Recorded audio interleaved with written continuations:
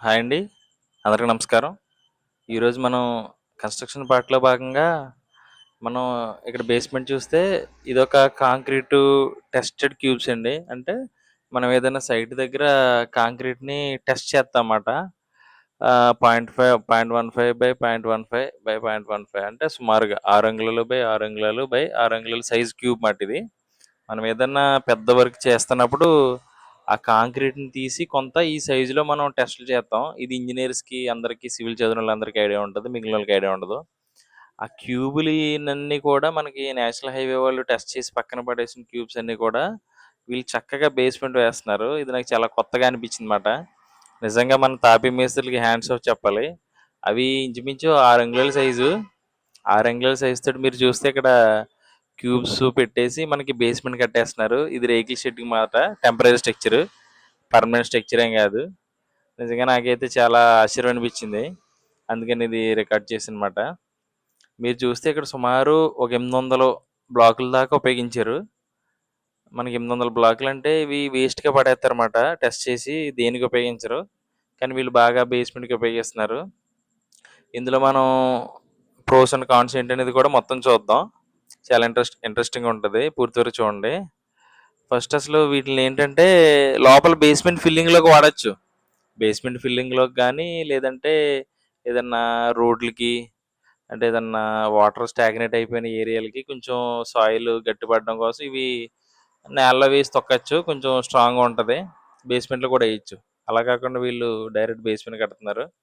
మనకిక్కడ నార్మల్ బ్రిక్స్‌తో కడితే మనకి బాండింగ్ అంతా కూడా బావుంటది. ఎక్కడ ఇబ్బందుండదు. కానీ వీటిలతో కట్టడం వల్ల ఏంటంటే క్రాక్స్ ఎక్కువగా వచ్చేస్తాయి. ఎందుకంటే ఇవి కనీసం ఒక అడుగు కూడా ఉండట్లేదు లెంతు. 6 అంగుళాలే. ఎక్కువ మనకి సిమెంట్ తోటి ఎక్కువగా కూరడం, ఎక్కువ సిమెంట్ తోటేయడం ఇవేంటంటే స్మూత్‌గా ఉంటాయన్నమాట. స్మూత్‌గా ఉండటం వల్ల మనకి కాంక్రీట్ అంత అంటుకోదు. బాండింగ్ కూడా ఉండదు. పైగా ఇవి టెస్టులు చేయడం వల్ల మనకి క్రాక్స్ వచ్చేసినాయి. కొన్ని కొన్ని పగిలిపోయినాయి కూడా. వాటిలో వాడుతున్నారు. ఇదేంటంటే టెంపరరీ స్ట్రక్చర్ కాబట్టి పర్వాలేదు. మరి పర్మనెంట్ స్ట్రక్చర్స్‌కి మనం యూజ్ చేయకూడదు. ఇవి స్మూత్‌గా ఉంటాయి. కాంక్రీట్ కాబట్టి వాళ్ళు చాలా స్మూత్‌గా ఉంటాయి. మీరు వీడియోలో చూస్తే స్మూత్ సర్ఫేస్ మాట ఇవి. అసలు సిమెంట్ కూడా అంటుకోవడానికి కష్టంగా ఉంటది. కొంచెమన్నా మనకి రఫ్‌గా ఉండాలి సర్ఫేస్ అనేది.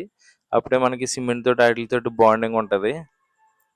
మనకి ఇవి యూజ్ చేసినప్పుడు ఏంటంటే తక్కువ సిమెంట్ ఏసుకొని ఇసుక కూడా తక్కువేసుకోవాలి. అంటే 1:3 రేషియోలో ఏసుకోవాలి. అంటే ఒక గిన్ని సిమెంట్‌కి 3 గిన్నెల ఇసుక మాత్రం ఏసుకోవాలి. తక్కువగా ఏసుకోవాలన్నమాట. అప్పుడు బాండింగు బావుంటది. నెక్స్ట్ ఏం చేయాలంటే డైరెక్ట్ మనకి ఇక్కడ రీఇన్ఫోర్స్‌మెంట్ ఉంటది కదా! ఇది బ్రిక్ వర్క్ కడుతున్నప్పుడు ప్రతి 3 అడుగులకి, 4 అడుగులకి ఐరన్ ఓస్ పెట్టుకొని మనకి రీఇన్ఫోర్స్‌మెంట్ లాగా పెట్టుకోవాలి. అప్పుడు క్రాక్స్ రాకుండా ఉంటాయన్నమాట. ఇవేంటంటే పర్వాలేదు. వేస్ట్ క్యూబ్స్ రీయూజ్ అవుతాయి. ఇక్కడ క్యూబ్స్ పాడవకుండా వీళ్ళు ఎకో ఫ్రెండ్లీగా యూజ్ చేస్తున్నారు. నెక్స్ట్ బేస్మెంట్ వాళ్ళకి స్ట్రెంత్ కూడా ఎక్కువ ఉంటుంది. మెటీరియల్ కాస్ట్ కూడా మనకి సేవ్ అవుతుంది. ఇందులో డిసడ్వాంటేజ్ ఏంటంటే బాండింగ్ ఇష్యూస్ వల్ల మనకి క్రాక్స్ వచ్చేస్తాయి. వాల్ కూడా యూనిఫామ్గా ఉండదు.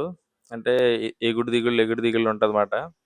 స్ట్రక్చర్ కూడా లోడ్ బేరింగ్కి సూటబుల్ కాదు. ఏదన్నా మీరు ఓపెన్ స్లాబ్లు వేసుకుని దానికి కట్టేసుకుంటే బాగుంటుంది. కానీ దీని మీద లోడ్ పెట్టాలనుకుంటే మాత్రం కష్టం.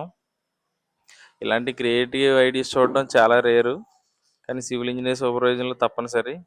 ఇక్కడ ఎకానమీ కోసం సేఫ్టీ కాంప్రమైజ్ అవ్వకూడదు.